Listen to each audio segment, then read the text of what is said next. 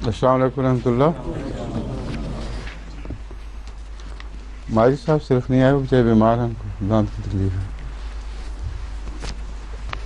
कहाँ से शुरू करना है आज? 62 61 से जी तर्जुमा और 66 तक तिलावत है। वो पुरानी बात होगी तिलावत की। ठीक है, हैं? ठीक है जी। शुगर ने पिछले साल नहीं बताया कि तिलावत होती है। ये बताएं 61 का तर्जुमा रहता है अभी? नहीं जी, हो चुका है। तो फिर 62 से शुरू कर 62 लें। से। पूरा रुकू मुकम्मल हो गया था। ठीक है जी। ठीक है। अऊज़ु बिल्लाहि मिनश शैतानिर रजीम, बिस्मिल्लाहिर रहमानिर रहीम। वला युआखिज़ुल्लाहु अन्नास बिज़ुल्मिहिम मा तरका अलैहा मिन दाब्बतिन वलाकिन युअख्खिरुहुम इला अजलिन मुसम्मा फ़इज़ा जाअ अजलुहुम ला यस्तअखिरूना साअतन वला यस्तक़दिमून। वयजअलून लिल्लाहि मा यकरहून वतसिफ़ु अल्सिनतुहुमुल कज़िब अन्न लहुमुल हुस्ना ला जरम अन्न लहुमुन नार व अन्नहुम मुफ़रतून। तल्लाहि लक़द अरसलना इला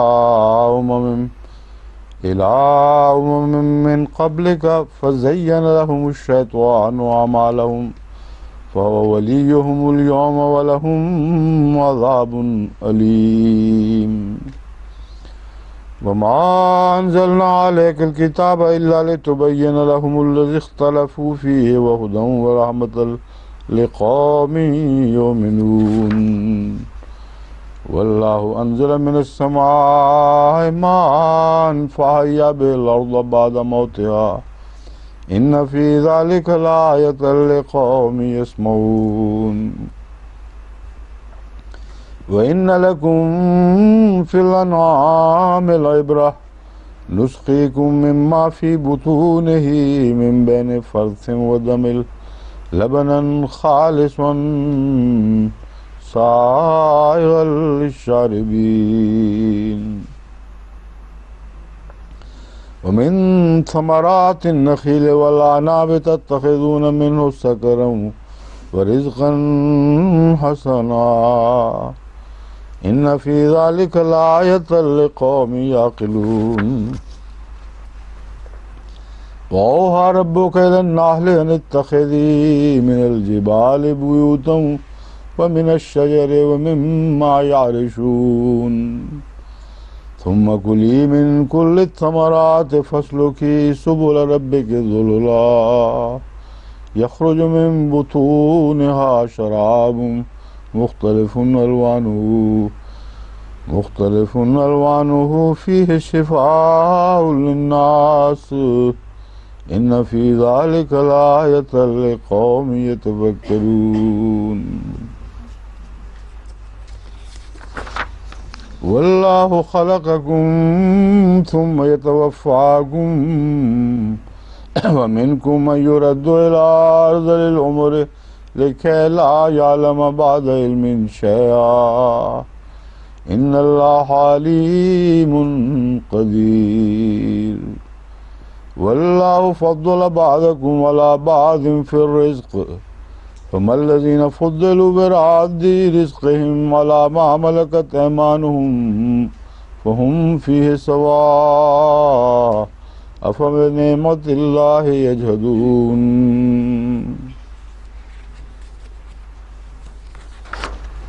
वल्लाहु जअल लकुम मिन अनफुसिकुम अज़वाजन व जअल लकुम मिन अज़वाजिकुम बनीना व हफ़दतन व रज़क़कुम मिनत तय्यिबात अफ़बिल बातिल युमिनून बिनिअमतिल्लाहि हुम यकफ़ुरून। व यअबुदून मिन दूनिल्लाहि मा ला यमलिकु लहुम रिज़्क़न मिनस समावाति वल अर्दि शैअन व ला यस्ततीऊन। फ़ला तज़रिबू लिल्लाहिल अम्साल इन्नल्लाहा यअलमु व अंतुम ला तअलमून। ضرب الله مثلا عبدا مملوكا لا يقدر على شيء ومن رزقناه منا رزقا حسنا فهو ينفق منه سرا وجهرا هل يستوون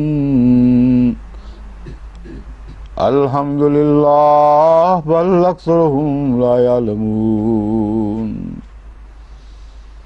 وضرب الله مثلا الرجلين أحدهما أبكم لا يقدر على شيء وهو كل على مولاه أينما يوجهه لا يأتي بخير هل يستوي هو ومن يأمر بالعدل وهو على صراط مستقيم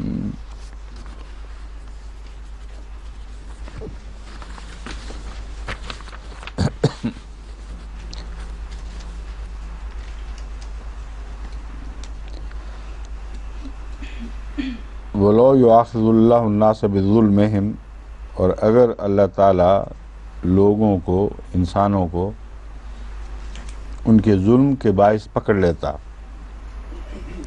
ان کا مواخذہ کرتا، مَا تَرَكَ عَلَيْهَا مِن دَابَّةٍ، تو اللہ تعالیٰ زمین پر کسی جاندار کو، چلنے پھرنے والے جاندار کو باقی نہ چھوڑنے دیتا، وَلَٰكِن يُؤَخِّرُهُمْ إِلَىٰ أَجَلٍ مُّسَمًّى، لیکن وہ انہیں ایک معین مدت تک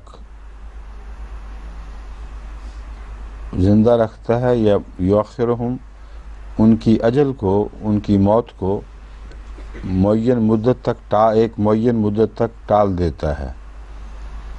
فَإِذَا جَاءَ أَجَلُهُمْ، پس جب وہ معین مدت کا وقت آ جائے گا، لا یستاخرون ساعة ولا یستقدمون، تو ایک لمحہ بھی نہ پیچھے جا سکیں گے اور نہ پہلے آ سکیں گے، یعنی اس معین وقت کو سے نہ آگے نکل سکیں گے نہ پیچھے ہٹ سکیں گے۔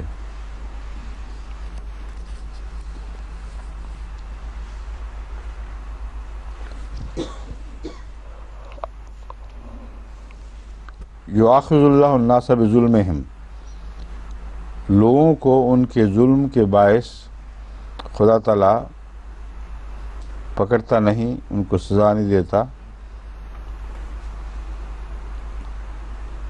کیونکہ اگر خدا یہ فیصلہ اللہ تعالیٰ یہ فیصلہ فرماتا کہ لوگوں کو ان کے ظلم کی وجہ سے پکڑا جائے تو زمین پر کوئی جاندار باقی نہ رہنے دیتا۔ یہ کیا وجہ ہے؟ ظلم انسان کرے اور بھوکتے جاندار۔ یہ میں پہلے بھی کئی دفعہ سمجھا چکا ہوں، صرف پوچھنا چاہتا ہوں کہ یاد ہے یا بھول گئے ہیں کیا کہا تھا میں نے؟ یاد ہے آپ کو؟ بتائیں۔ باقی جو جاندار ہیں وہ انسان کے لیے کرتے ہیں، باقی جاندار جو ہیں وہ اپنی ذات میں مقصود نہیں ہیں، اور جو ایوولوشن کا نظریہ ہے اس کا جواب ہے اس میں اصل میں۔ جو لوگ ارتقاء کے قائل ہیں وہ سمجھتے ہیں کہ جاندار اپنی ذات میں اپنے حق پر پیدا ہوئے ہیں، اور اتفاقاً ترقی کرتے کرتے ہر جوڑ پر جو ایک نوع کا دوسری نوع سے ہوا ہے، اتفاقی حالات یا حادثات کے نتیجے میں اگلی نوع پیدا ہوئی ہے۔ گویا ہر نوع اپنی ذات میں آنے کی حقدار تھی، اور بڑھتے بڑھتے ان اتفاقات کے نتیجے میں زندگی کا سفر ادنا سے اعلیٰ حالت کی طرف جاری رہا، یہاں تک کہ انسان پیدا ہو گیا۔ اگر یہ بات ہے تو انسان ایک اتفاقی حادثہ بھی ہے، انسان بھی ایک اتفاقی حادثہ ہے، اور اس سے پہلے کوئی پلان نہیں ہے، کوئی ڈیزائن نہیں ہے، کوئی مقصد نہیں ہے، تو ہر جوڑ اپنی ذات میں الگ حق رکھتا ہے۔ یہ ظلم ہوگا کہ ایک کی غلطی کی وجہ سے دوسرے کو بٹایا جائے، لیکن اگر مقصود انسان ہو اور یہ اس تک پہنچنے کی منازل ہوں، تو پھر اگر مقصود ناکام ہو جائے تو منازل بیکار ہو جائیں گی، اس لیے ان کا مٹانا ایک لازمی اور طبیعی چیز ہے۔ صرف یہ بحث نہیں ہے کہ انسان کی خاطر ان کو پیدا کیا گیا ہے، کیونکہ انسان نہیں رہے گا تو اب ان کی کیا ضرورت ہے۔ سوال یہ ہے کہ اپنی ذات میں وہ پیدا کرنا مقصود نہیں تھی چیزیں۔ تبھی قرآن کریم میں اللہ تعالیٰ فرماتا ہے جب ہم نے خلیفہ بنانے کا فیصلہ کیا تو اصل مقصد صرف آدم کی پیدائش ہی نہیں بلکہ آدم کے بعد ترقی کر کے اس کا باخدا ہونا دراصل یہ آخری مقصود ہے۔ جب اس مقصد کو اس نے حاصل نہیں کیا اور بیکار گیا تو پہلی ساری چیزیں تو ذرائع تھیں وہ بے معنی ہو گئی ہیں، اس لیے ان کا مٹا دینا لازم ہے، اس میں کوئی ظلم کا سوال نہیں ہے۔ تو یہ بہت ہی گہرا جواب ہے اس کا ارتقائی نظریے اندھے ارتقاء کے قائلوں کے لیے، کہ ہرگز اندھا ارتقاء نہیں ہے، ایک بامقصد ارتقاء تھا۔ جو ابتدائی منازل تھیں وہ بھی اتفاقاً پیدا نہیں ہوئیں اور آخری بھی اتفاقاً پیدا نہیں ہوئی۔ آخری منزل کے لیے یہ رستہ تھا جس میں سے بہرحال زندگی کو گزرنا تھا، بس جب آخر فیل ہو گیا تو پچھلی ساری چیزیں بیکار گئیں۔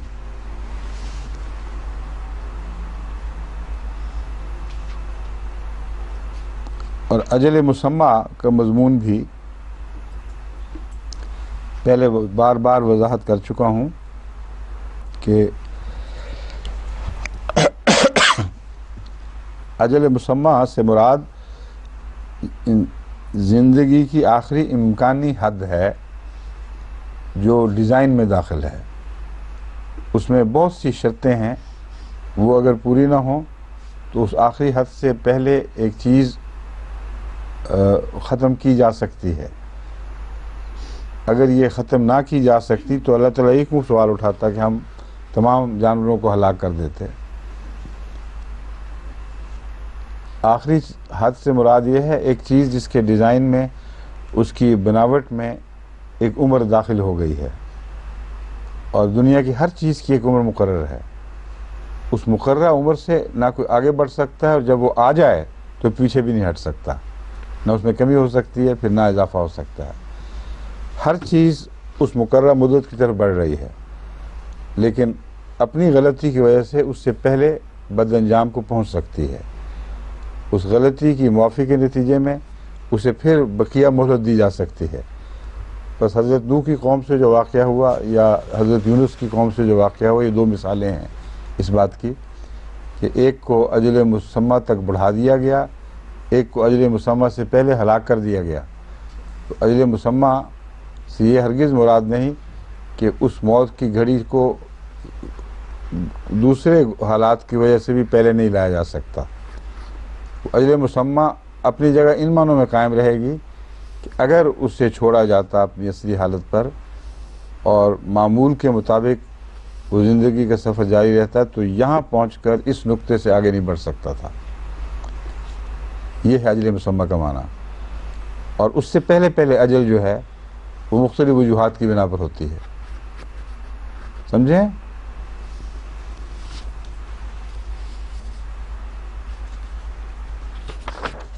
وَيَجْعَلُونَ لِلَّهِ مَا يَكْرَهُونَ وَتَصِفُ أَلْسِنَتُهُمُ الْكَذِبَ أَنَّ لَهُمُ الْحُسْنَى۔ اور یہ مشرکوں کا یہ حال ہے، یا مشرکوں کی بات ہو رہی ہے۔ یجعلون للہ ما یکرہون، جو اپنے لیے پسند نہیں کرتے یا جو پسند نہیں کرتے، ویسے ہی تو اپنے لیے کا لفظ نہیں ہے، ما یکرہون جو وہ پسند نہیں کرتے وہ اللہ کے لیے بنا دیتے ہیں۔ وتصف السنتہم الکذب، اور ان کی زبانیں جھوٹی باتیں بناتی ہیں۔ ان لہم الحسنی، کہ ان کے لیے بھلائی ہے، ان کے مقدر میں تو بھلائی ہے۔ لا جرم ان لہم النار، ہرگز کوئی شک نہیں کہ ان کے لیے آگ مقدر ہے۔ وانہم مفرطون، اور وہ اس میں بے یار و مددگار چھوڑ دیے جائیں گے۔ مفرط ایسے شخص کو کہتے ہیں جس کا کوئی ساتھی نہ رہے، کوئی مددگار نہ رہے۔ تاللہ لقد ارسلنا الی امم من قبلک، اللہ کی قسم ہم نے اس سے پہلے امتوں کی طرف، تجھ سے پہلے، من قبل کا امتوں کی طرف رسول بھیجے. ارسلنا کے بعد رسول کا لفظ نہیں آیا، مگر ارسلنا میں چونکہ رسالت کا مضمون شامل ہے اس لیے اس کے ترجمے میں رسول شامل کیا جائے گا. ارسلنا مطلب ہم نے بھیجے. کون بھیجے؟ رسول بھیجے. تاللہ ہے، خدا کی قسم، اللہ کی قسم، ہم نے اس سے پہلے امتوں کی طرف رسول بھیجے. تجھ سے پہلے، اس سے پہلے نہیں، تجھ سے پہلے، قبلے کا، من قبلک. فزین لہم الشیطان اعمالہم، تو شیطان نے ان امتوں کو جن کی طرف رسول بھیجے گئے تھے ان کے اعمال خوبصورت کر کے دکھائے. فَهُوَ وَلِيُّهُمُ الْيَوْمَ، بس آج کے دن بھی وہی ان کا ولی ہوگا جو خود بے اختیار ہے. وَلَهُمْ عَذَابٌ عَلِيمٌ، اور ان کے لیے دردناک عذاب مقدر ہے، یا ہونے دردناک عذاب ہے. بس خالی لفظ ہے، بھائی جب اردو میں پڑھتے ہیں دردناک عذاب ہے تو اس میں بیچ میں ایک لفظ داخل کرنا پڑتا ہے. ان کے لیے دردناک عذاب مقدر ہے، ان کے لیے دردناک عذاب لکھا ہوا ہے. وَمَا أَنزَلْنَا عَلَيْكَ الْكِتَابَ إِلَّا لِتُبَيِّنَ لَهُمُ الَّذِي اخْتَلَفُوا فِيهِ، اور ہم نے تیری طرف نہیں اتاری کتاب. وَمَا أَنزَلْنَا، ہم نے نہیں اتاری، علیکا تجھ پر، الکتاب یہ کتاب، إِلَّا لِتُبَيِّنَ لَهُمُ الَّذِي اخْتَلَفُوا فِيهِ، مگر اس غرض سے کہ تاکہ تو ان پر وہ باتیں کھول دے جن میں وہ اختلاف کرتے ہیں.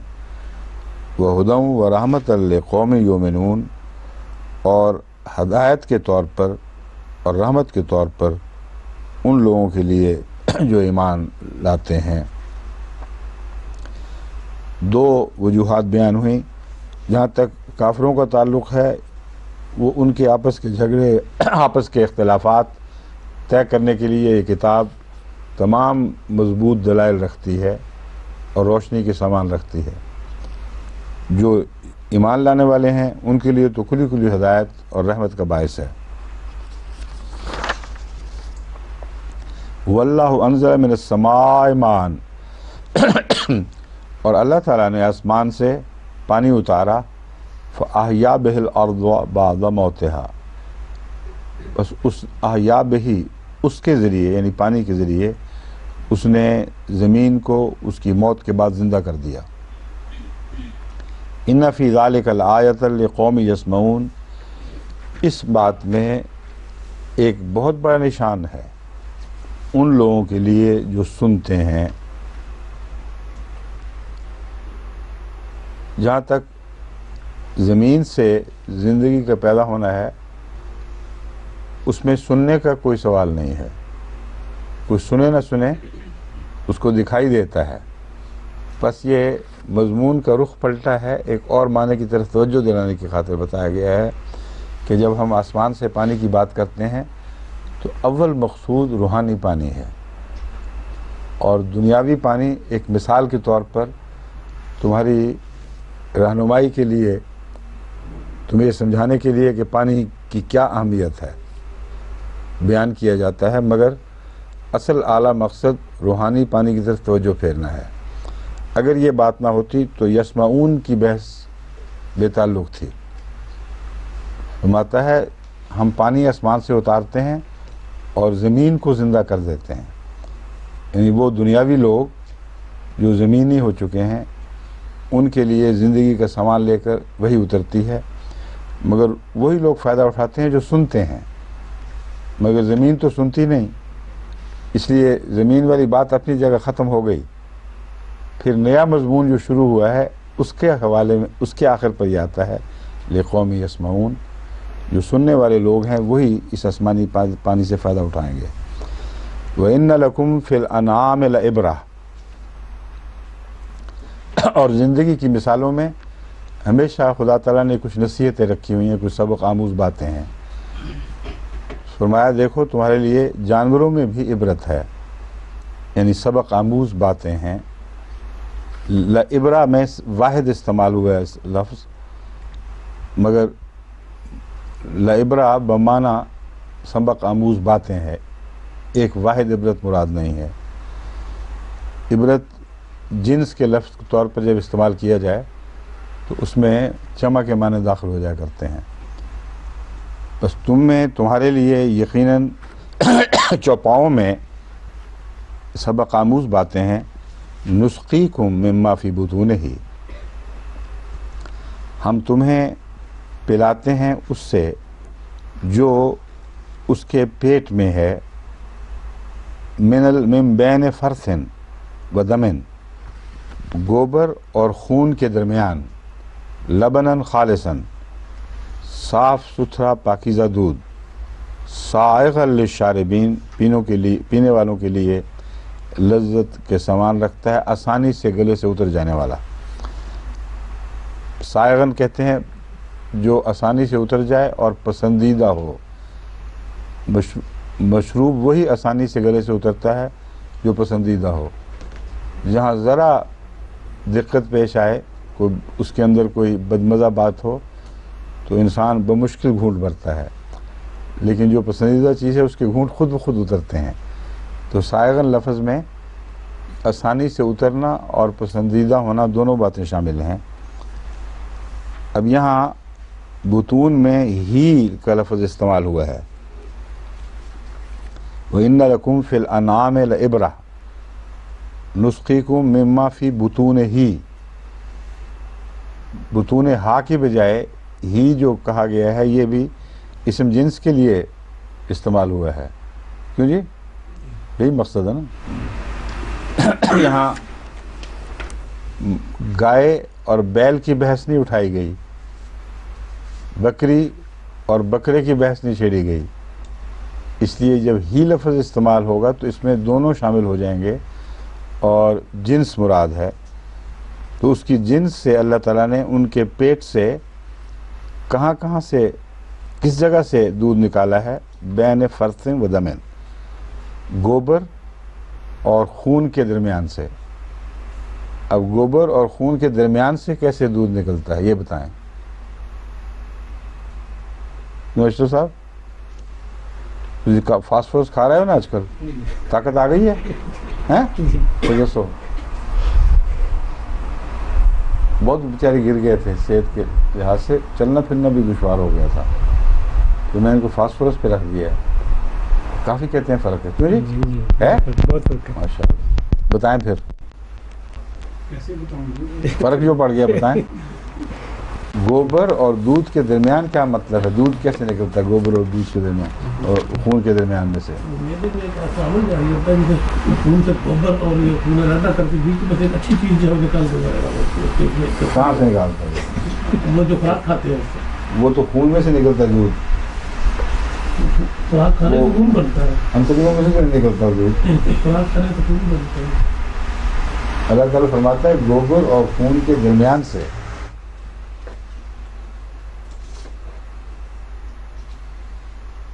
اب بتائیں کیوں جی؟ امام صاحب کچھ مسکرا رہے ہیں، کچھ ہے بات؟ اگر آپ نے نہ بتایا تو آپ کی بیگم صاحب بتا دیں گی، پھر نہ کہنا کچھ شرمندگی ہوئی مجھے۔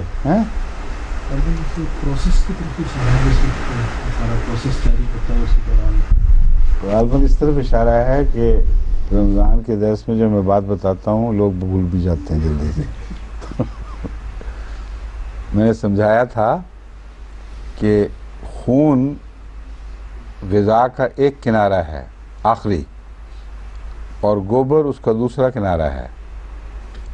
گوبر ویسٹ ہے، لیکن دودھ جو ہے وہ آخری مقصود نہیں، کیونکہ دودھ سے خون بنتا ہے۔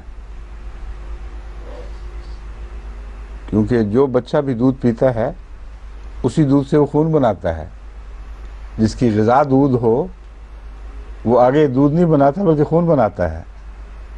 تو اس کا مطلب یہ ہے کہ خون آخری مقصود ہے جس سے تمام زندگی کی توانائی حاصل ہوتی ہے، بدن کی ہر چیز خون سے پیدا ہوتی ہے، اور دودھ اس ابتدائی غذائی حالت کا نام ہے جو خون بنانے کے لیے خدا تعالیٰ نے مقدر فرمائی ہے۔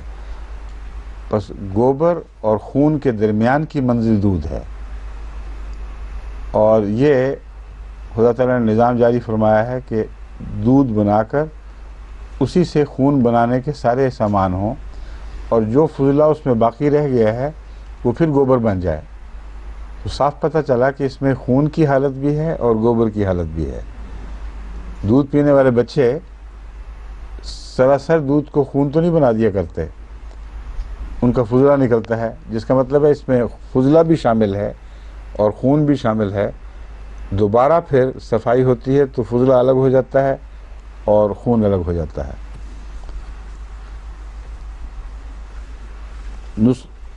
من بین فرث و دمن، ان دونوں کے درمیانی حالت کا نام دودھ ہے.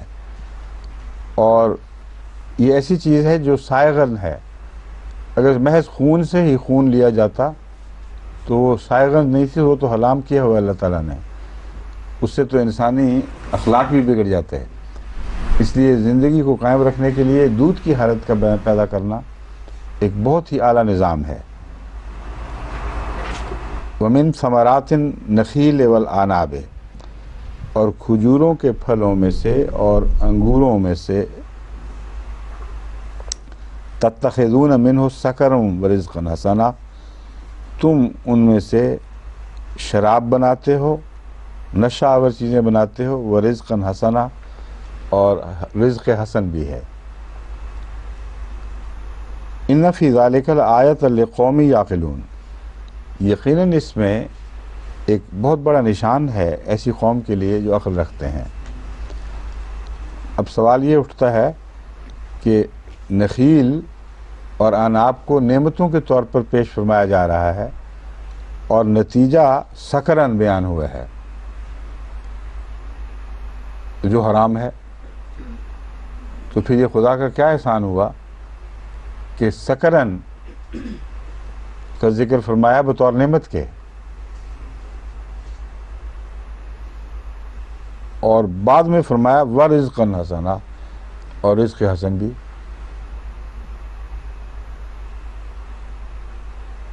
کیوں جی؟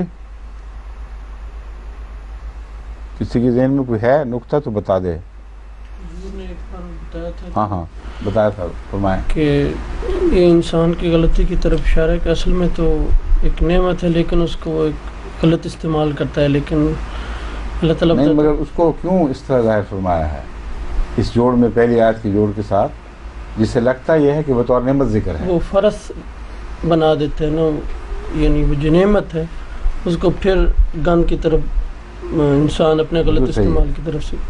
یہ جوڑ ہے اس کا، درست ہے یہ بات. یعنی پہلے ذکر فرما رہا ہے اللہ تعالیٰ نے دودھ کو نکالا ہے فرس اور خون کے درمیان سے، اور فرس اور خون دو اصل کنارے ہیں. تو جو شخص غذا کا فرس والا حصہ استعمال کرنے کو پسند کرے اور جو اعلیٰ چیز ہے دودھ یا خون اس کی بجائے فرس کی طرف متوجہ ہو تو یہ اس کا قصور ہے، مگر ہوتے ہیں لوگ. اور دوسری حکمت یہ ہے کہ انگوروں کا سب سے زیادہ استعمال شراب بنانے میں ہے، کھانے میں بہت کم ہے. ساری دنیا کی انڈسٹری جو ہے وہ، اور اس زمانے میں جب اربوں ارب تھے اس وقت کھجور بھی اگرچہ غالب طور پر تو نہیں مگر بڑی حد تک شراب بنانے میں کام آتے تھے. اور اب ہمیں علم نہیں ہے کہ کس حد تک کھجور سے شراب بنائی جاتی تھی، کیا وہ غالب حصہ تھا اس کے استعمال کا یا کم تھا. مگر عنب کے متعلق تو ہم یقیناً جانتے ہیں کہ آج کل دنیا میں کھجوروں سے انگوروں سے جو شراب بنائی جاتی ہے وہ اس سے بہت زیادہ ہے جو کھانے کے طور پر استعمال ہوتا ہے. تو اللہ تعالیٰ نے تو بنایا تھا اس غرض سے کہ وہ انگوروں کے طور پر استعمال ہو، کھجوروں کے طور پر استعمال ہو. لیکن انسان جو گندگی کی طرف مائل ہوتا ہے وہ اس سے شراب زیادہ بناتا ہے اور پہلے بناتا ہے اور کھانے کے طور پر بھی استعمال کرتا ہے. تو جو صاحب عقل لوگوں کے لیے نشان ہے وہ یہ ہے کہ خدا تعالیٰ نے جن مقاصد کے لیے نعمتیں عطا فرمائی ہیں ان کا اعلیٰ استعمال کرو، ان کا گندہ استعمال نہ کرو، کیونکہ ہر نعمت میں فرض بھی داخل ہے.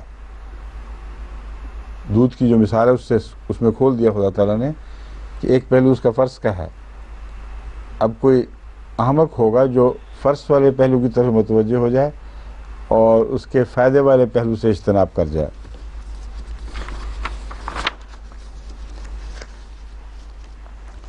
لیکن مکھی ایسی نہیں. مکھی اس کی اچھی چیزیں چنتی ہے.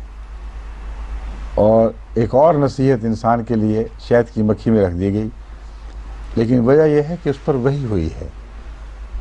بس وہ لوگ جو وحی کی نعمت سے مالا مال ہوں، ان کی صلاحیتیں روشن ہو جائیں، وہ فرض کی طرف کبھی نہیں جھکیں گے، بلکہ ہر غذا کے اعلیٰ پہلو کی طرف جائیں گے.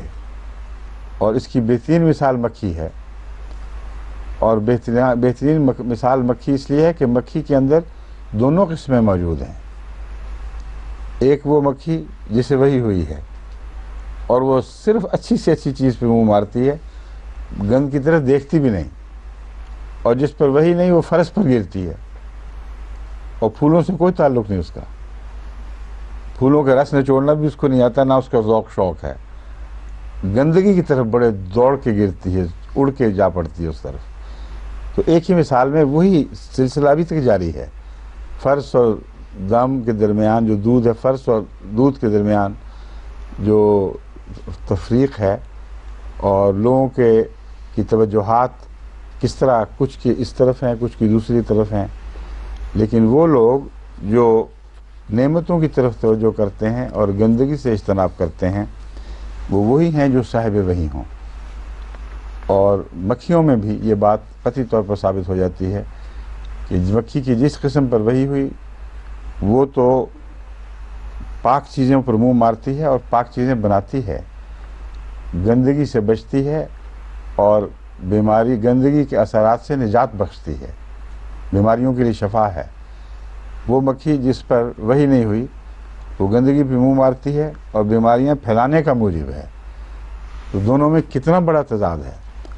بس وہ دنیا دار لوگ جو خدا کی نعمتوں کے غلط استعمال کرتے ہیں، جو دودھ کی بجائے شراب پر جھکتے ہیں یا پھلوں کی بجائے شراب کی طرف توجہ کرتے ہیں، ان کے دنیا کے معاملات بھی گندگی میں منہ مارنے کے مشابہ ہیں. ان کے سارا نظام بگڑ جاتا ہے اور بیمار ہو جاتے ہیں وہ.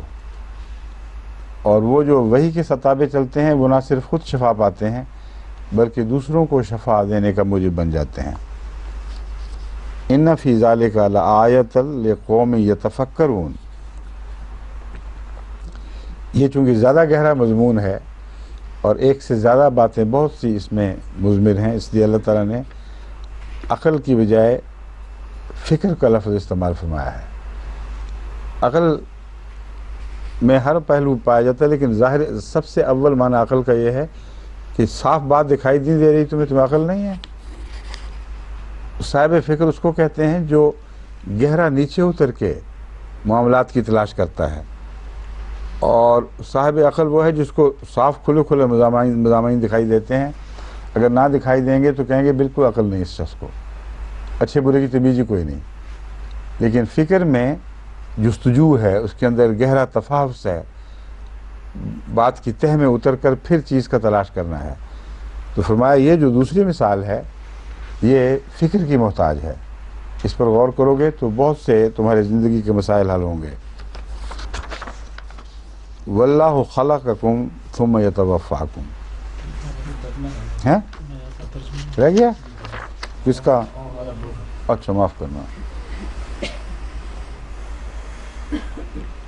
وَأَوْحَىٰ رَبُّكَ إِلَى النَّحْلِ. اور تیرے رب نے، تفصیل تو بیان کر چکا ہوں، اب ترجمہ آنے والا تھا. تیرے رب نے وہی فرمائی نحل کی طرف، یعنی شہد کی مکھی کی طرف، ان اتخذی من الجبال بیوتا، کہ تو پہاڑوں پر گھر بنا، اور من الشجر، اور درختوں پر، ومما یارشون، اور اس چیز پر جو وہ اونچا اٹھاتے ہیں. تو اس میں رفعت کا مضمون پایا جاتا ہے. وہ اپنا گھر بھی زمین سے بالا بناتی ہے اور پاکیزہ اور صاف ستھری جگہوں پہ بناتی ہے. تو صاحب وحی کے گھروں کا کی رفت جو ہے، جو قرآن کریم میں مومنوں کے گھروں کے تعلق میں بیان فرمائی گئی کہ ان کے بالا گھر ہیں جو دور سے دکھائی دینے والے ہیں، یہ وہی مضمون ہے۔ وہ میں نے یارشون بیلیں جو چڑھاتے ہیں، ثم کلی من کل ثمرات ہے، پھر ہر پھل میں سے کچھ نہ کچھ کھا، فصلوں کی سبل رب کے ذلولا، اور تیرے اپنے رب کے راہوں پر یا اپنے رب کی راہوں پر کمال انکساری کے ساتھ چلتی رہ، اس پر انہی راہوں پر روانہ رہ ہمیشہ۔ اس کے نتیجے میں کیا ہوگا؟ یخرج من بطونہا شراب، اس کے نتیجے میں ان کے پیٹوں سے شراب نکلتی ہے، یعنی ایک ایسا پانی، ایسا محلول جسے پیا جاتا ہے، مختلف الوانہ، اس کے رنگ الگ الگ ہیں، فیہ شفاء للناس، اور اس میں بنی نوع انسان کے لیے شفا کے سامان ہے۔ ان فی ذالک لآیۃ لقوم یتفکرون، اس میں ان لوگوں کے لیے جو صاحب فکر ہیں بہت سے نشانات ہیں۔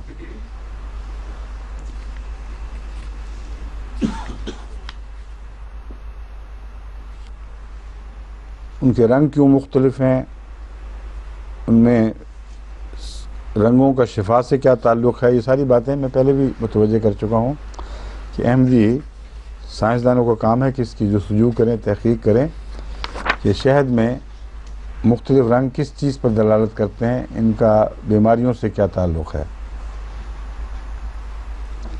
واللہ خلقکم ثم یتوفاکم، اور اللہ تعالیٰ تمہیں پیدا فرماتا ہے پھر تمہیں وفات دے گا۔ وَمِنْكُمْ مَنْ يُرَدُّ إِلَىٰ أَرْضِ الْعُمُرِ، اور تم میں سے وہ بھی ہیں جنہیں ارض العمر کی طرف لوٹا دیا جائے گا، یعنی ایسی عمر جس میں انسان حواس کھو بیٹھتا ہے، اور جب اس کے اعضاء انحطاط پذیر ہو جاتے ہیں، ان میں ایک انحطاط اور کمزوری واقع ہو جائے اور ہونی شروع ہو جائے، یہاں تک کہ پھر وہ حواس بھی اس کے کیا کہتے ہیں مخبوط الحواس ہو جائے، مختل ہو جائیں۔ مختل تو زیادہ اور قسم کے ہیں، اس کے حواس میں بھی توازن نہ رہے باقی، اور توانائی نہ رہے، نظر کمزور، قوت شامہ کمزور، قوت سامعہ کمزور، تو تمام وہ چیزیں جو زندگی کا نشان ہیں وہ موت کی طرف مائل ہو جائیں، خود ابھی زندہ ہو اور یہ صلاحیتیں مر رہی ہوں، یہاں تک کہ وہ بیچارہ خام خواہ ڈھانچہ سا رہ جائے۔ وہ کون سا شعر ہے فائزہ؟ اب ہم بھی جانے والے ہیں، سامان تو گیا ہے، تاب و تواں، ہوش و حواس تاب و تواں جا چکے ہیں سب، یہ انشاء کا ہے، کہتا ہے ہوش و حواس تاب و تواں، ہوش، حواس، طاقت اور توانائی جا چکے ہیں سب، اب ہم بھی جانے والے ہیں، سامان تو گیا، ٹانگا کھڑا ہے باہر ہے۔ اور کیسا خوبصورت نقشہ کھینچا ہے اس زمانے کا، قادیے میں بھی اس سے ہوا کرتا تھا، جب چلتے تھے نا تو سامان باندھ رہے ہیں، ٹانگوں پہ لگ گیا کہ جی سامان لگ گیا، آ جاؤ اب تم بھی۔ تو وہی مضمون ہے جو اللہ تعالیٰ نے بیان فرمایا، اس کو اپنے رنگ میں انشاء نے بھی بیان کیا ہے، ایک فطری مضمون ہے۔ ہاں اچھا، کسی کا ہوگا، کسی نے کیا ہے ایسی حرکت ہے۔ انشاء چونکہ زندہ دل ہے، کافی شرارتی، اس لیے میرا خیال تھا اس نے کیا ہوگا۔ کسی اور کا ہے۔ کون ہے وہ؟ ذوق کا ہے یا سودا، ذوق کا یا سودا میں دونوں میں سے کسی کا ہے۔ اچھا جی، قادی علی نے مجھے بتایا تھا کہ آپ کو وہ بھی نہیں پتا، پھر کیا فرق پڑا؟ یا تو پکا پتا ہوتا نا، جی، اور غالباً ان کا بھی نہیں ہے۔ یاد ہے مومن کا ہے، یا اگر کلاسیکل شاعروں میں سے ہے تو پھر وہ ہیں شاہ یاد نہیں. چیک کرنا وہاں پڑھا ہوگا, میری چھوٹی چھوٹی کتابیں ہیں ان میں لکھا ہوگا کہیں. تو شاعر بے تعلق ہے, اس میں اصل مضمون ہے. مضمون بہت اچھا بیان کر گیا کہ ہوش و حواس تاب و تواں جا چکے ہیں سب, اب ہم بھی جانے والے ہیں, سامان تو گیا. ہیں کیا میں پڑھا ہوا سامان ٹانگیں گئی.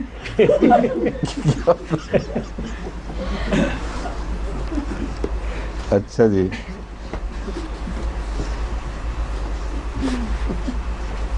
لکھے لا یعلم بعد علم شیئا, وہی مضمون ہے حواس کے جانے کا, تاکہ علم حاصل کرنے کے باوجود علم کھونا شروع کر دے, اپنی انتہا سے مائل بتنزل ہو جائے اور جو کچھ اس نے پایا تھا وہ کھونا شروع کر دے. یہ حالت ہو جائے تو ارذل العمر کہلاتی ہے. پھر وہ یعنی جب یہ حالت اپنی انتہا کو پہنچ جائے تو اسے ارذل العمر کہتے ہیں. ان اللہ علیم قدیر, اللہ تعالیٰ یقیناً صاحب علم ہے, یعنی اس کا علم ہمیشہ رہنے والا ہے, اس کا علم کبھی زائل نہیں ہوتا. اور قدیر اور صاحب قدرت بھی ہے, اس کی توانائی بھی نہیں جاتی. واللہ فضل بعضکم علی بعض فی الرزق, مختلف قسم کے رزقوں کا بیان تھا. فرمایا اللہ تعالیٰ نے تم میں سے بعض کو بعض پر رزق کے اعتبار سے فضیلت بخشی ہے. فَمَا الَّذِينَ فُضِّلُوا بِرَادِّ رِزْقِهِمْ عَلَى مَا مَلَكَتْ أَيْمَانُهُمْ, بس وہ لوگ جنہیں رزق کی فضیلت عطا فرمائی گئی, کیا وہ ان کو جو ان کے ماتحت ہوں یا ان کے غلام ہوں ان کو وہ رزق دیں گے یا ان کی طرف رزق لوٹا دیں گے؟ فَهُمْ فِيهِ سَوَاءٌ, اس حد تک کہ گویا وہ بالکل برابر ہو جائیں. یعنی کمیونزم کا جو کانسیپٹ ہے اس کا رد ہے کہ تم جو مرضی کوشش کر لو, انسانی فطرت کے خلاف ہے. یہ ناممکن ہے کہ انسان اپنے رزق میں دوسروں کو برابر کا شریک کر سکے. اب یہ ایسا حتمی اعلان ہے جس کی سچائی ابھی ہم نے آنکھوں سے دیکھ لی ہے. اشتراکی نظام اپنے پورے عروج پر آ کر بھی یہ بات نہ پیدا کر سکا. ان کے بڑوں کے ہاتھ میں جو طاقت تھی, انہوں نے اپنے لیے بہت زیادہ رزق اکٹھا کیا ان کے مقابل پر جن کے نام پر انہیں طاقت بخشی گئی. تو فطرت انسانی کے خلاف کوئی دنیا کی کوشش کامیاب نہیں ہو سکتی, اس نے ضرور ناکام ہونا تھا. اور دیکھیں چیلنج ہے بڑا پرانا اس زمانے کا, کبھی بھی نہیں ہوگا ایسا. افبنعمت اللہ یجحدون, بس کیا وہ اللہ کی نعمت کا انکار کرتے ہیں؟ واللہ جعل لکم من انفسکم ازواجا وجعل لکم من ازواجکم بنین وحفظا, اور اللہ نے تمہارے لیے تمہارے اپنی جنس سے جوڑے بنائے. وجعل لکم من ازواجکم, اور تمہارے لیے بنائے تمہارے جوڑوں میں سے بنینا وحفظا. اس کا ترجمہ بنین کا عموماً بیٹے اور حفظہ کا مطلب پوتے کیا جاتا ہے, مگر کیا عورتیں نہیں پیدا کی اللہ تعالیٰ نے؟ اور جب ازواج پیدا ہوئے ہیں, اور ازواج دونوں طرف برابر لگتا ہے, مرد کی طرف بھی اور عورت کی طرف بھی, تو ان کا ذکر غائب کیسے ہو گیا؟ اصل میں یا بنی آدم جب اللہ تعالیٰ فرماتا ہے تو اس میں لازماً لڑکیاں بھی شامل ہوتی ہیں, عورتیں اور مرد دونوں شامل ہوتے ہیں. تو ترجمہ کرنے والے عموماً صرف ایک کر دیتے ہیں, اور ان کو تو شاید ذہن میں ہو کہ کیا مراد ہے, لیکن جو ترجمہ پڑھنے والے ہیں باہر دوسرے لوگ, ان کو دھوکہ لگ جاتا ہے اور وہ اعتراض کرتے ہیں کہ اللہ تعالیٰ صرف مردوں کی بات کرتا ہے. ایک یہودی عالم نے ایک کتاب لکھی ہے عرب مائنڈ, اس میں اس نے ان آیتوں کے حوالے سے بھی بات کی ہے کہ ان کا خدا بھی صرف مردوں کی بات کرتا ہے. تو عربوں کو جو بیٹوں کی عربوں کے دلوں میں جو بیٹوں کی اہمیت اور لڑکیاں بالکل بے معنی ہو گئی ہیں ان کے لیے, یہ اس کی وجہ یہ ہے کہ تعلیم ہی ان کی یہ ہے. وہ غلط ترجمہ کرنے والوں کی وجہ سے لوگ دھوکہ بھی کھا جاتے ہیں بعض جانتے ہوئے بھی دھوکہ دیتے ہیں کھانے کی بجائے۔ تو یہاں لفظ اصل حقیقت یہ ہے بنین سے مراد اولاد ہے، اور حفدتاً سے مراد صرف پوتے نہیں بلکہ دوسری نسل کی اولاد۔ یعنی مراد یہ ہے کہ اولاد ہی پیدا نہیں کی بلکہ اولاد کے جاری رکھنے کے سامان عطا فرمائے ہیں۔ جب ایک نسل سے اگلی نسل بڑھتی ہے تو اس کے اندر جو صلاحیت ہے بڑھنے کی اور آئندہ اپنے جنس کو آگے بھیجنے کی، اس کی طرف اشارہ ہے۔ وَرَزَقَكُم مِّنَ الطَّيِّبَاتِ، اور تمہیں طیبات میں سے رزق عطا فرمایا۔ أَفَبِالْبَاطِلِ يُؤْمِنُونَ وَبِنِعْمَتِ اللَّهِ هُمْ يَكْفُرُونَ، بس کیا وہ باطل پر ایمان لے آئیں گے اور اللہ کی نعمت کا انکار کریں گے؟ اب باطل اور نعمت میں فرق وہی ہے جو شکر اور عنب میں ہے، جو دودھ اور فضلے میں ہے، جو پہلے بیان ہو چکا ہے۔ تو کچھ لوگ ایسے ہیں جو باطل اختیار کر لیتے ہیں اور اعلیٰ مقاصد جن کی خاطر کوئی چیز پیدا کی جاتی ہے ان کو نظر انداز کر دیتے ہیں۔ وَيَعْبُدُونَ مِن دُونِ اللَّهِ مَا لَا يَمْلِكُ لَهُمْ رِزْقًا مِنَ السَّمَاوَاتِ وَالْأَرْضِ، اور سارا جھگڑا ہی رزق کا چل رہا ہے، اس کا صحیح استعمال کریں یا غلط استعمال کریں۔ رزق کی خاطر جیتے ہیں لیکن عبادت اس کی کرتے ہیں جو رزق نہیں دیتا۔ عجیب بیوقوفی کی حد ہے اور ناشکری کی۔ رزق ان کی زندگی کا اعلیٰ مقصد ہے، رزق پر اتنے حریص ہیں کہ اس کو کسی میں شریک نہیں کر سکتے کسی کو اس میں، اور جو رزق دیتا ہے اس کے شریک بنا دیتے ہیں۔ بہت زبردست دلیل ہے شرک کے خلاف، اور ان کی حماقت کو اس سے زیادہ ظاہر خوبصورت الفاظ میں نہیں کیا جا سکتا۔ عجیب پاگل قوم ہے، خود رزق کی خاطر جیتے مرتے برا حال، اور جانتے ہیں کہ ایک قانون قدرت خدا کا جو ہے اس کے سوا رزق نہیں ملتا ان کو۔ عبادت اس کی، وہ مرغی کے متعلق کیا کہتے ہیں، انڈے کہیں اور کیا چیز کڑ ایک دوسرا ہے بیٹھے کہیں اور انڈے کہیں۔ تو یہ بیٹھوں والا مضمون ہے کہ بیٹھوں پہ گرتے ہیں ویسے، لیکن انڈے کہیں اور رہ جاتے ہیں۔ مگر بیوقوفی کی بھی حد ہے، جس سے رزق پاتے ہیں اصل تو یہ مراد ہے، اس کو چھوڑ کر جس سے نہیں پاتے اس کی عبادت کرتے ہیں۔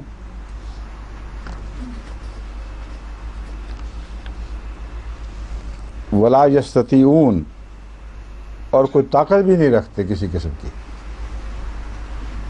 جو کچھ ان کے پاس سے نکل جائے اسے وہ عطا نہیں کر سکتے۔ فلا تضربوا للہ الامثال ان اللہ یعلم وانتم لا تعلمون، بس اللہ پر باتیں نہ بناؤ، اس کی مثالیں نہ دو۔ تم اللہ کے لیے جو مثالیں بیان کرتے ہو تمہیں علم بھی کچھ نہیں، اللہ جانتا ہے اور تم کچھ نہیں جانتے۔ اب مثال اللہ کیا بیان فرماتا ہے؟ جب اللہ نے فرمایا ہم مثال دے سکتے ہیں تم نہیں دے سکتے، تو یہ دی ہے ضرب اللہ مثلا عبدا مملوکا لا یقدر علی شیء۔ اللہ تعالیٰ ایک ایسے غلام کی مثال دیتا ہے جو کسی کی ملکیت ہو، لا یقدر علی شیء، کسی چیز پر بھی قدرت نہ رکھتا ہو۔ یہاں غلام تو ہوتا ہی وہ ہے جو ملکیت ہے، مگر مملوکن میں اس کا جائیداد کی طرح مملوک یعنی عبد ہونا نمایاں کر کے پیش فرمایا گیا ہے۔ یعنی اس نے وہ کون سی جائیداد رکھ سکتا ہے جو خود جائیداد ہو؟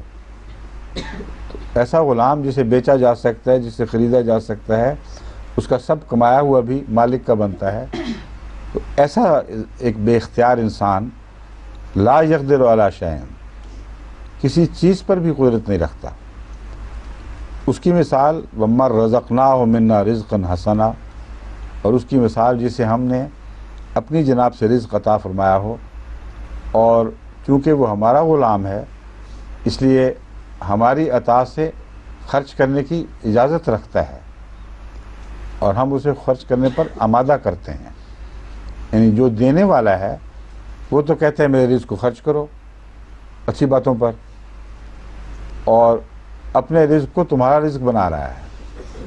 یہ ہے مضمون جو دنیا والے کے مقابل پر ہی آتا ہے. وہ لوگ ایسے ہیں ان کو رزق خدا دیتا ہے لیکن وہ غلام ہو جاتے ہیں کسی اور کے, اور جب دنیا کے غلام ہوتے ہیں تو رزق اچھی جگہ خرچ کرنے کی توفیق ہی نہیں رہتی ان کو. یہاں اصل معنی مملوک کا دنیا اور شیطان کی غلامی ہے. بس جو لوگ دنیا کی زندگی کے غلام ہو جائیں, شیطان کے غلام ہو جائیں, اس رزق کے غلام ہو جائیں جو خدا نے ان کو دیا تھا بطور مالک کے, ان کو ملکیت کے حقوق عطا فرمائے ساتھ, اور وہ اس کے غلام بن گئے, تو وہ بیچارے خرچ کہاں کریں گے اس کو. اس لیے ان لوگوں کی بھلائی پر خرچ کی توفیق کم ہوتی چلی جاتی ہے. یکسر نہیں مٹتی, مگر ایسے بھی ان میں ہیں جو کلیتاً اس رزق کے صحیح استعمال سے بالکل بے اختیار ہو جاتے ہیں. ان کو طاقت ہی نہیں رہتی کہ صحیح استعمال کر سکیں یا خدا کی راہ میں خرچ کر سکیں. اس کی مثال اور اس کی دیکھو جو جسے ہم نے رزق عطا فرمایا, اور پھر رزق بھی وہ جو حسن ہے, اعلیٰ درجے کا رزق, جیسے شہد کی مکھی کو رزق حسن عطا ہوا ہے. فَهُوَ يُنْفِقُ مِنْهُ سِرًّا وَجَهْرًا, اور وہ اس سے چھپ چھپ کر بھی خرچ کرتا ہے, اور کھلے عام بندوں کھلے عام بھی خرچ کرتا ہے. هل يستوون, کیا یہ دو برابر ہو سکتے ہیں؟ الحمدللہ, سب تعریف اللہ ہی کے لیے ہے. بل اکثرهم لا يعلمون, مگر ان میں سے اکثر وہ ہیں جو نہیں جانتے, اکثر ایسے ہیں جو نہیں جانتے. وَضَرَبَ اللَّهُ مَثَلًا رَجُلَيْنِ, اور اس مثال کے علاوہ ایک اور مثال بھی اللہ تعالیٰ دیتا ہے. مثلا رجلین, دو آدمیوں کی مثال, احدہما ابکم لا یقدر علی شیء, ایک ان میں سے گونگا ہے, وہ کسی چیز پر بھی کوئی قدرت نہیں رکھتا. وہو کل علی مولاہ, اور اپنے مالک پر بھی ایک بوجھ ہے. اینما یوجہہ لا یات بخیر, جس طرف بھی وہ اس کا رخ پھیرے, اسے موڑے, جس طرف بھی اس کے وہ چلائے, لا یات بخیر, وہ بھلائی کے ساتھ واپس نہیں آئے گا, بھلائی لے کر واپس نہیں آئے گا. ایسا شخص جو گونگا اور بے وقوف ہو, اس کو اگر کام کے لیے بھجوایا جائے تو جہاں بھی بھیجا جائے گا وہ بری خبر ہی لائے گا. کبھی پیسے برباد کرائے گا, کبھی کچھ کرائے گا. بعض بیچارے نوکر ایسے ہوتے ہیں وہ عجیب و غریب حرکتیں کرتے ہیں, ان کے جب بھی کہیں کام ان سے لیں تو نقصان ہی کر کے آتے ہیں. ہمارے بھی ایک ایسے صاحب تھے, ہمارے جو ایک دفعہ احمد نگر کی سبزی زیادہ ہو گئی, میں نے ان سے کہا کہ دکانوں پہ جب بیچو گے تو وہ تو بہت تھوڑے دام دیں گے, کیونکہ سبزی کے دکاندار بہت تھوڑی قیمت دیتے ہیں. تو ایک سامنے فرش بچھا کے تو بیچ آؤ جا کے. سارا دن ہم نے مصیبت, کھانے وغیرہ بھی خود پکائے, سارے کام خود کیے, انتظار کے سبزی کی قیمت آئے تو 2.5 آنے کی ساری سبزی. اس نے کہا میں نے بھی سوچا کہ آج دیکھیں گے دکاندار کس طرح مقابلہ کرتے. جو کہہ رہے تھے نا 8 آنے, میں کہتا 1 پیسے میں لے جاؤ. تو سارا دن بیٹھ کے 2.5 آنے کا سودا کرایا. تو اور بھی اس قسم کے ہم نے دیکھے ہیں تجربے. تو اللہ تعالیٰ کیسی پیاری پیاری ایسی مثالیں پیاری ان معنوں میں کہ روزمرہ انسان کے تجربے میں آنے والی باتیں ہیں. کچھ لوگوں سے کام لو, جب کام لو بیوقوفی کا کام ہی کریں گے. تو فرمایا یہ لوگ جو خدا سے جاتے ہیں یہ دنیا کے بھی نہیں رہتے, اور ایسے ان میں سے ہیں جو جب بھی کام کرتے ہیں کسی کام پر اختیار کوئی نہیں, کوئی عقل, کوئی ہوش نہیں, وہ سارے کام بگاڑ دیتے ہیں. حل یستوی ہوا ومن یامر بالعدل, کیا یہ شخص اور وہ برابر ہو سکتا ہے جو عدل کا حکم دیتا ہے. وہ اعلیٰ صراط مستقیم, اور وہ سیدھے راستے پر قائم ہے. اب عدل کے حکم کا اس سے کیا تعلق ہے؟ کیوں جی؟ پہلی بات میں نے اس لیے کھولی تھی کہ آگے عدل آنے والا ہے.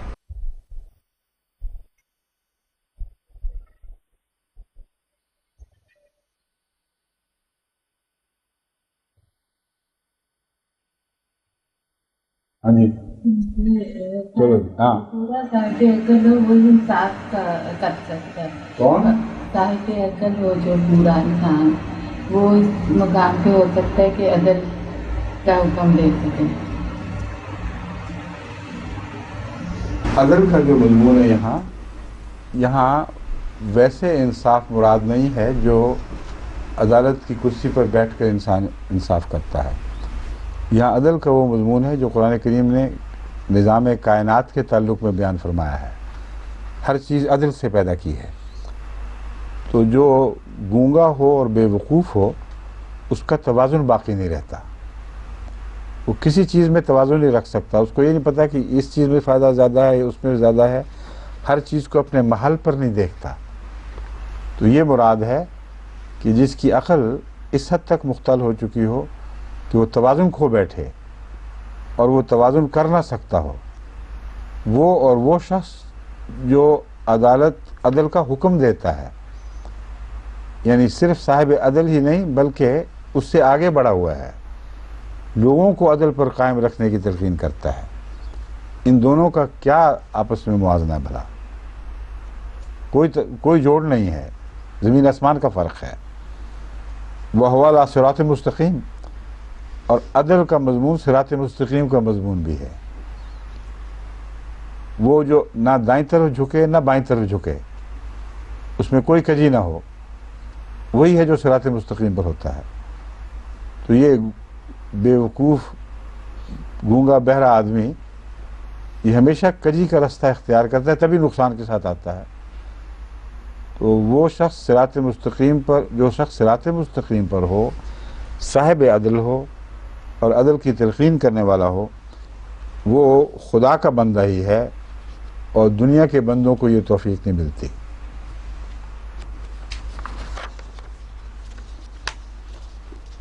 اب وقت بھی ختم ہو گیا نا، اور جو تلاوت کی تھی وہ بھی مکمل ہو گئی. جزاک اللہ. باقی انشاءاللہ کل. آج تو اچھا اندازے کا پڑھا گیا ماشاءاللہ ہے. عدل ہو گیا ہے. اچھا موقع ہو گیا عدل میں. چلیں جی. تمہارا کام